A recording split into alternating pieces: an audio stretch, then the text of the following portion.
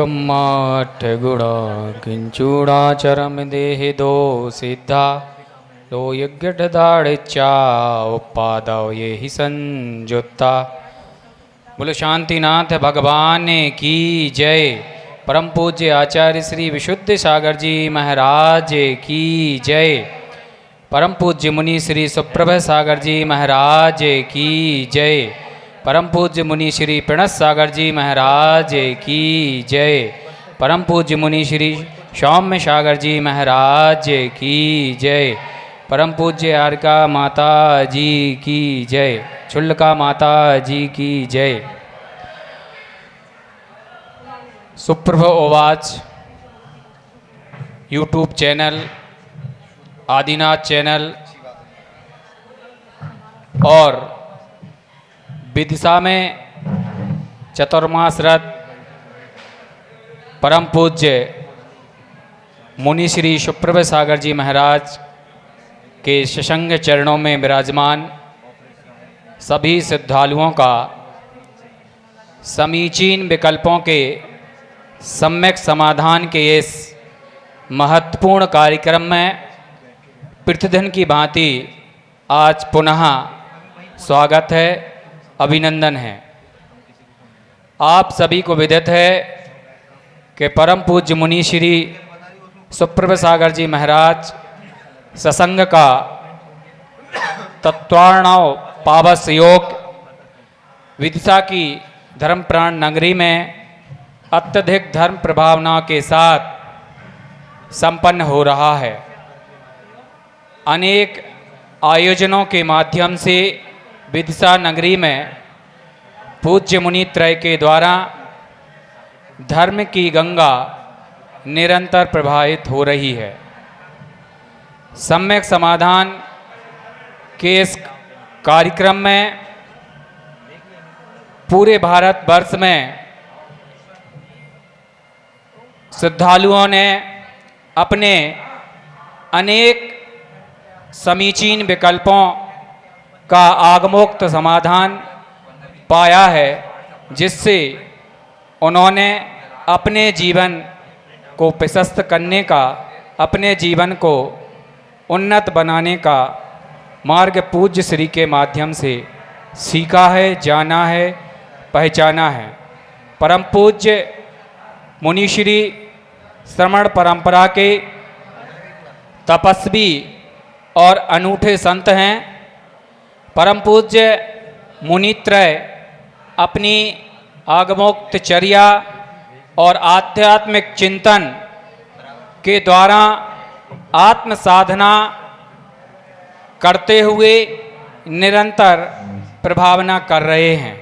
यह सम्यक समाधान का कार्यक्रम निरंतर अपनी गति से आगे बढ़ रहा है और पूरे भारतवर्ष ही नहीं, विदेशों में श्रद्धालु इसको श्रवण कर अपनी पिपासा को शांत करते हैं। आज हम सम्यक समाधान के इस कार्यक्रम से पुनः जुड़ते हैं और ऑनलाइन तथा यहाँ उपस्थित श्रद्धालुओं के द्वारा जो समीचीन विकल्प यहाँ प्रस्तुत किए जाएंगे, पूज्य श्री के समक्ष रखे जाएंगे, उस कार्यक्रम को विधिवत संचालित करने के लिए मैं संघस्थ परम पूज्य मुनि श्री प्रणत सागर जी महाराज के चरणों में अपनी ओर से, आप सबकी ओर से और ऑनलाइन जुड़े हुए सभी श्रद्धालुओं की ओर से मुनि श्री के चरणों में कोटसा नमोस्तु पूर्वक इस कार्यक्रम को गति प्रदान का निवेदन के साथ पूज्य मुनि श्री नमोस्तु नमोस्तु नमोस्तु। ओम नमः सिद्धेभ्य। नमः श्रीवर्धमानाय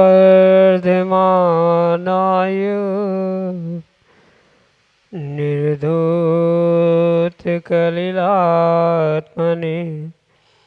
सालोकानां त्रिलोकानां यद्विद्यादर्पणायते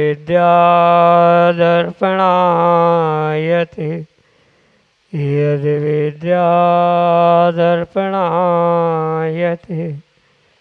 पंच परमेष्टि भगवान की परम पूज्य आचार्य भगवंत गुरुवर विशुद्ध सागर जी मुनि महाराज जी की, परम पूज्य मुनि श्री सुप्रभ सागर जी महाराज जी की,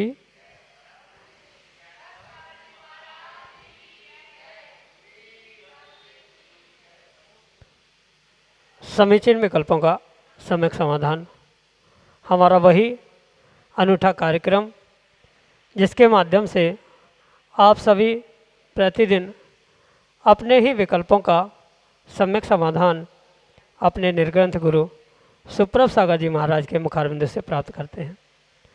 प्रारंभ करते हैं आज का सम्यक समाधान। और आज के पहले विकल्प के लिए सारंगपुर मध्य प्रदेश से डॉक्टर मगन जैन, श्रीमती चंदा जैन, परम पूज्य मनीषी के श्री चरणों में कोटि कोटि नमोस्तु निवेदित करते हुए अपना समीचीन विकल्प रख रहे हैं कि महाराज जी 5 महाव्रतों की दृढ़ता के लिए श्री तत्वार्थ सूत्र जी के 7वें अध्याय के 9वें सूत्र में अपाय और अवध का दर्शन किस आशय से निरूपित किया गया है। हमारे समीचीन विकल्प का सम्यक समाधान करने की अनुकंपा करें। नमोस्तु महाराज जी, नमोस्तु। ओम नमः सिद्धम। परम पूज्य आचार्य भगवान गुरुवर विशुद्ध सागर जी महाराज की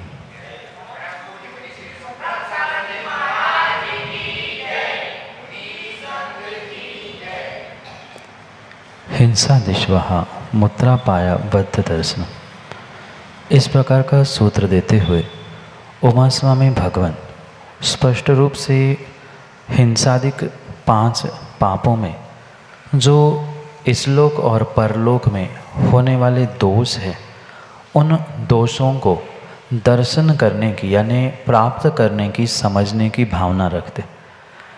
क्यों इन 5 पापों को छोड़ना है, इन 5 पापों के छोड़ने के पीछे क्या कारण है, या किन कारणों से पापों से विरक्त होना चाहिए, इसका समावेश इस सूत्र के माध्यम में उमा स्वामी भगवान ने किया है।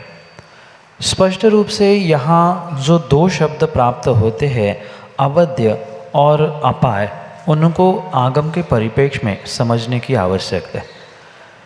तत्वार्थ सूत्र का टीका ग्रंथ सर्वार्थ सिद्धि में आचार्य भगवान पूज्यपाद स्वामी इस विषय पर इन दोनों शब्दों का स्पष्टीकरण करते हुए स्पष्ट रूप से कहते हैं, जो स्वर्ग और मोक्ष की प्रयोजनभूत क्रिया है, मतलब जिन क्रियाओं से स्वर्ग मोक्ष प्राप्त करने की संभावना है, उन क्रियाओं का विनाश करना ही अपाय कहा जाता है। पुनः समझना, स्वर्ग और मोक्ष को देने वाली शुभ क्रियाओं का जो विनाश है, उसके विपरीत कार्य है, उसे ही अपाय कहा गया है।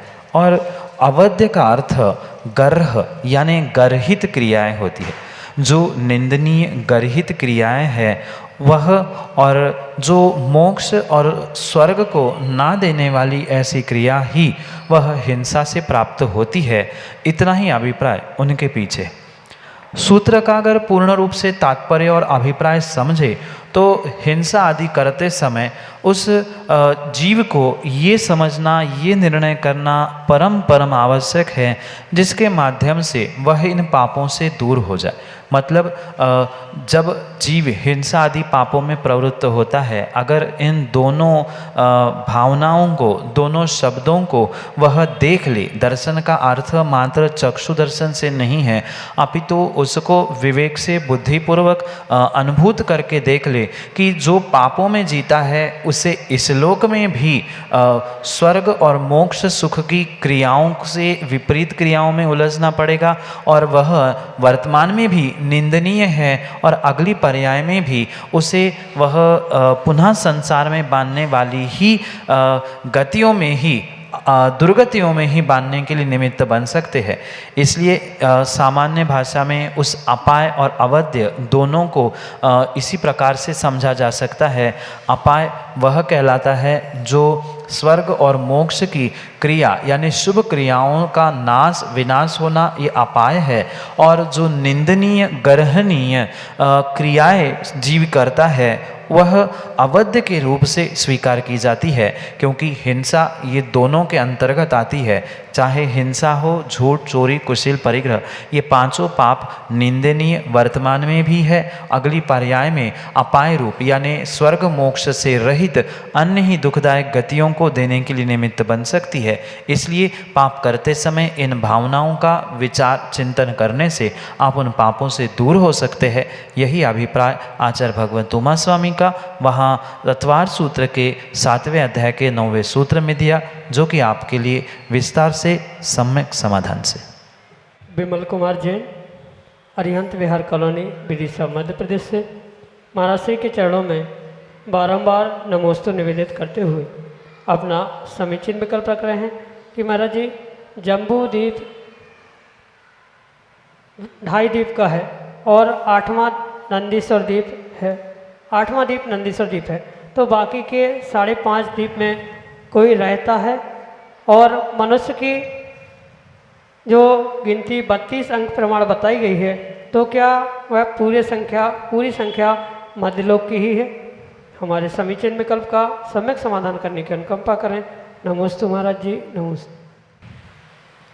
मध्यलोक में असंख्यात द्वीप और असंख्यात समुद्र। उन असंख्यात द्वीप समुद्र में सबसे मध्य में जो 1 लाख योजन वाला गोलाकार द्वीप है उसका नाम जम्बू द्वीप है। और जम्बू द्वीप 2.5 द्वीप प्रमाण नहीं है, अपितु जम्बू द्वीप एकमात्र द्वीप है।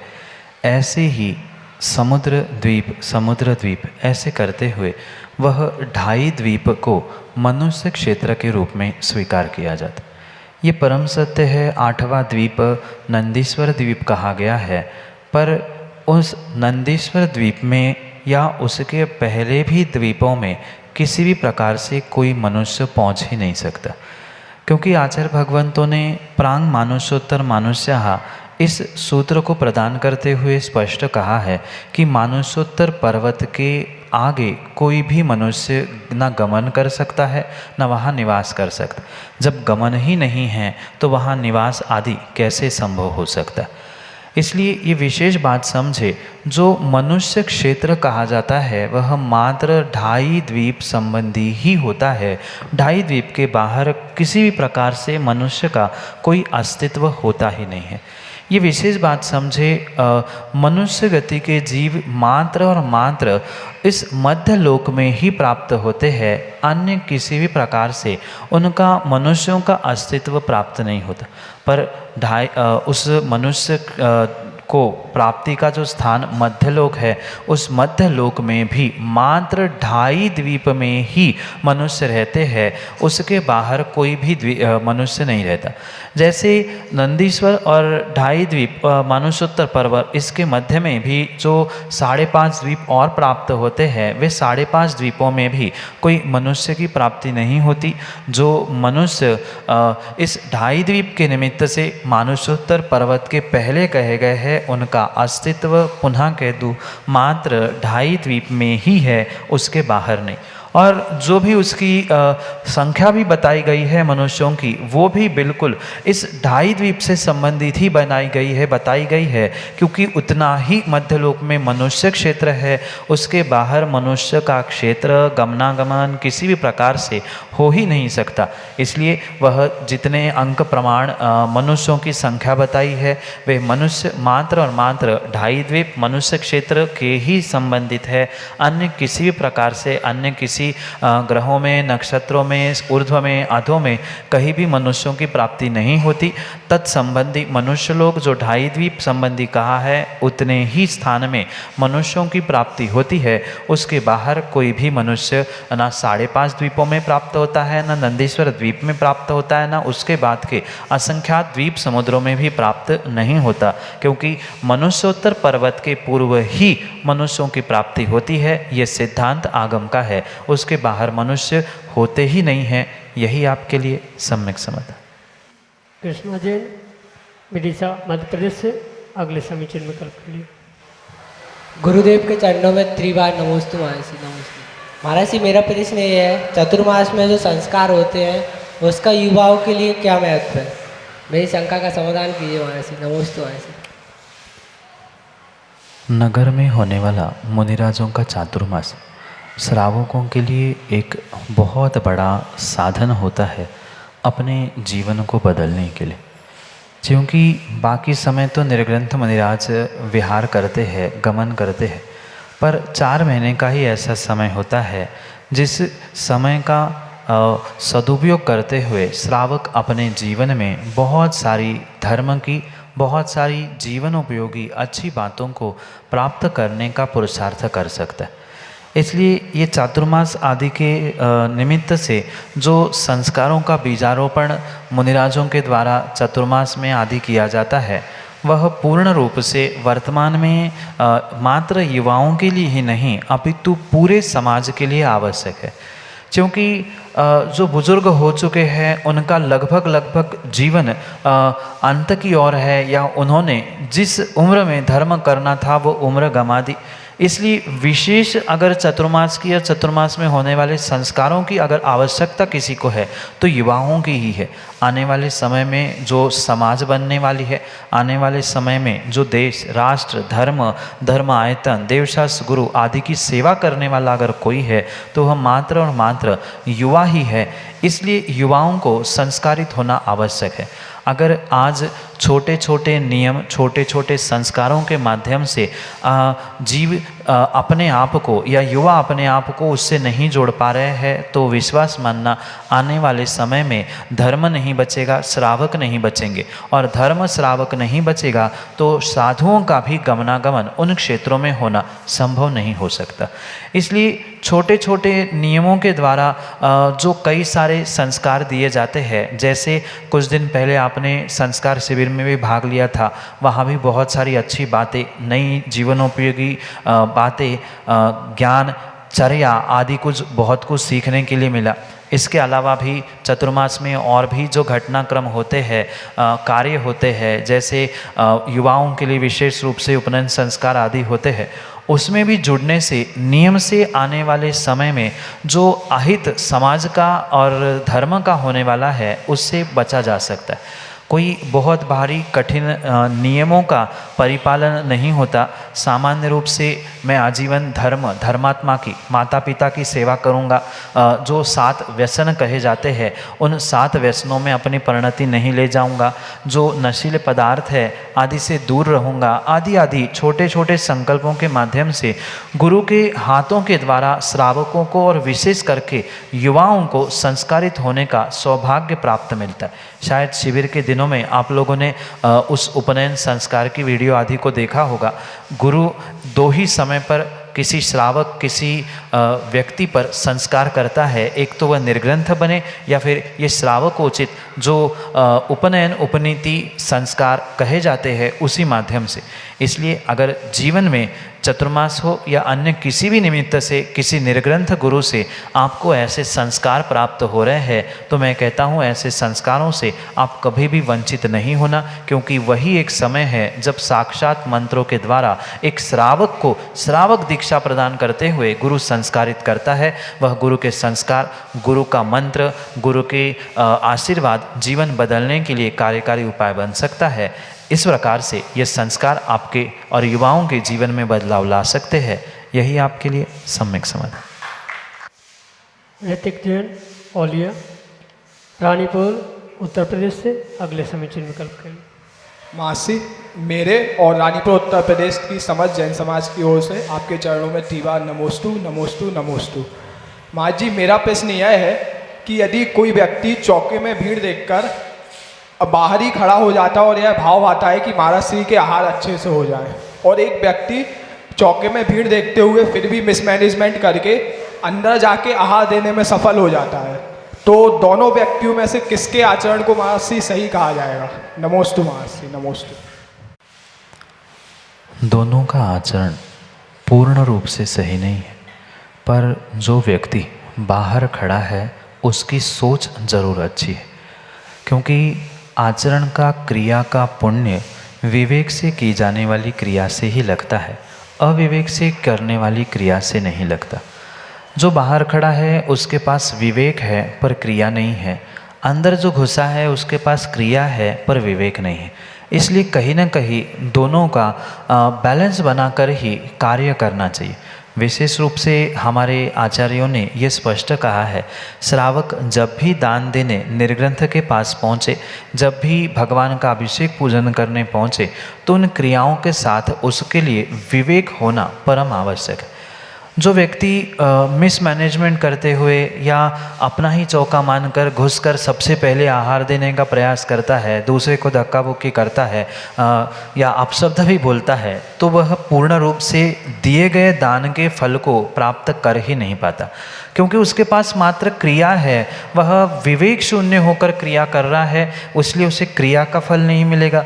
और जो मात्र विवेकवान बाहर बैठकर अनुमोदना कर रहा है, उसे अनुमोदनाता और विवेक का तो पुण्य लगेगा, पर दान देने की क्रिया का फल उसे नहीं लगेगा।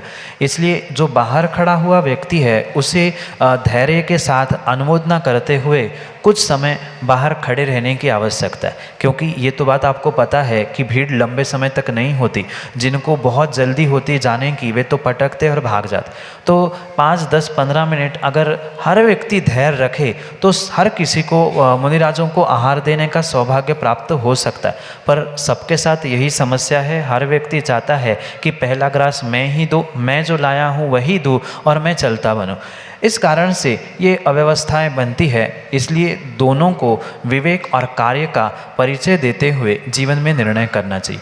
जो बीच में घुसते हुए स्वयं भी और दूसरों को भी और साधु को भी व्यवधान उत्पन्न कर रहा है, वह तो विशेष पाप का भागी है ही, पर बाहर खड़े रहने वाला भी बहुत बड़े पुण्य का भागीदारी है, ऐसा भी नहीं कहा जा सकता।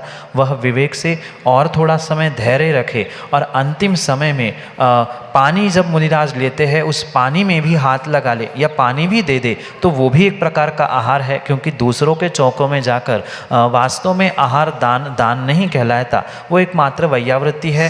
अपने ही चौकों में दान, अपनी सामग्री का देना, यही वास्तव में दान है।